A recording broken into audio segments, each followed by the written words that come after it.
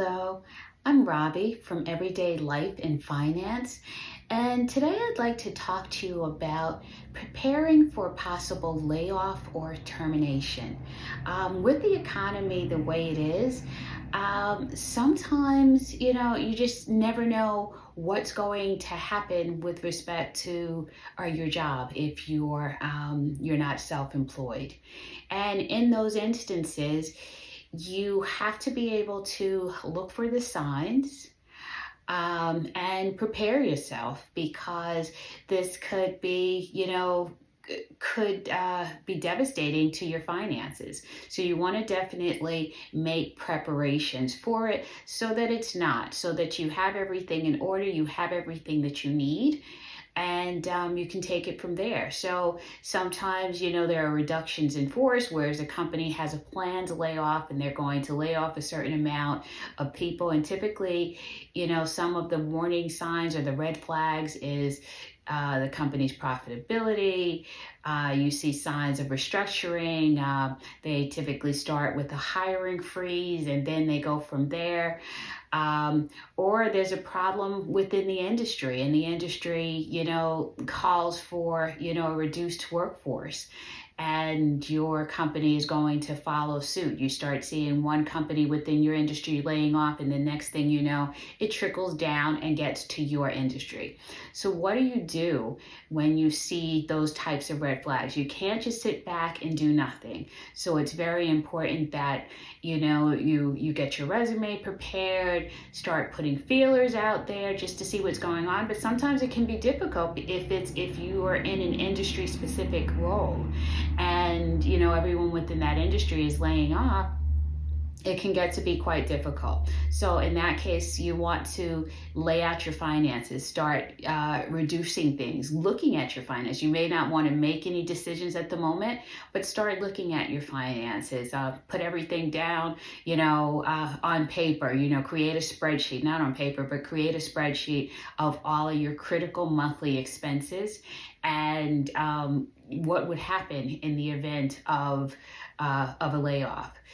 Would you be eligible for unemployment insurance in the U.S.? Would you, do you have savings that you could tap in? How long? What are the monthly expenses? How much do you need to survive each month?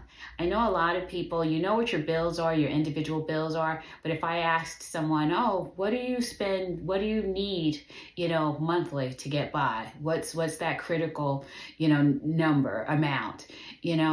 A lot of people don't know. So you need to take a look at all of that, put it down on paper, and then start saying, okay, if this does happen, what can I reduce to get by while I, look for something else, or while I, seek some other option. Maybe you decide that you want to start your own business, become self-employed or something along those lines, but you need to figure out what is it that I can do.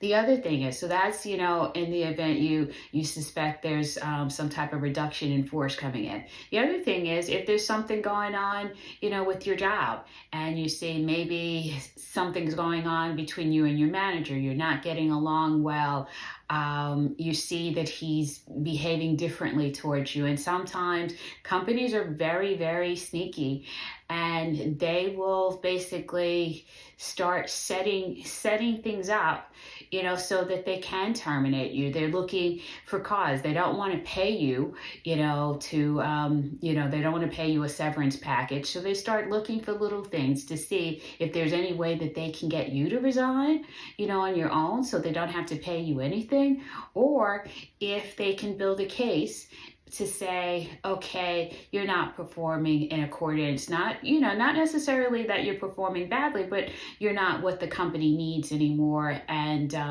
you're not meeting expectations. They don't have to provide you with severance in most instances, unless you have a contract with them. Many employees are at-will employees, so the employer can fire them or terminate them at any point in time without reason. So you want to make certain that you look for those flags. If you see that there's a possibility, then you want to do the same things that I just talked about with respect to reduction in force. You want to start looking at things. You really want to get your resume out there and see what's there, contact recruiters and do whatever, because the last thing you want is to lose your job and it to affect your finances and your well-being. So you just want to be prepared, so make certain that, while you're working, you're always saving, always, putting aside something, because sometimes you just never know. I know people that, everything's going smoothly and the next thing you know, there's a layoff and they're saying, oh, I had no idea. But they should have, because the red flags were there. Everything was there.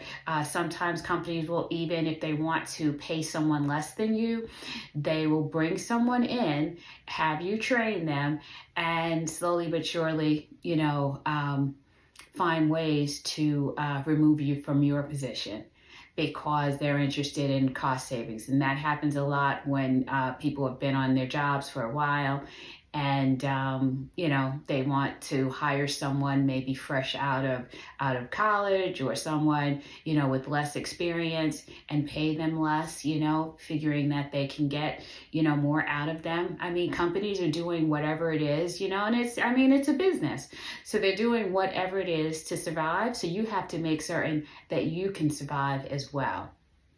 So I just wanted to talk to you about, what to do and how to do it. And you don't, the best thing is, don't wait until it happens. Just always be on alert for these red flags. I'm not saying be panicky about it all the time, but you have to be, be alert and be prepared. So if something does happen, yeah, you can be upset about it for 5 seconds, and then you're moving on and saying, okay, I got this. I've prepared. I've saved. I have X, I can do this. I'm going to receive unemployment insurance. This will help to cover whatever. So you want to be prepared.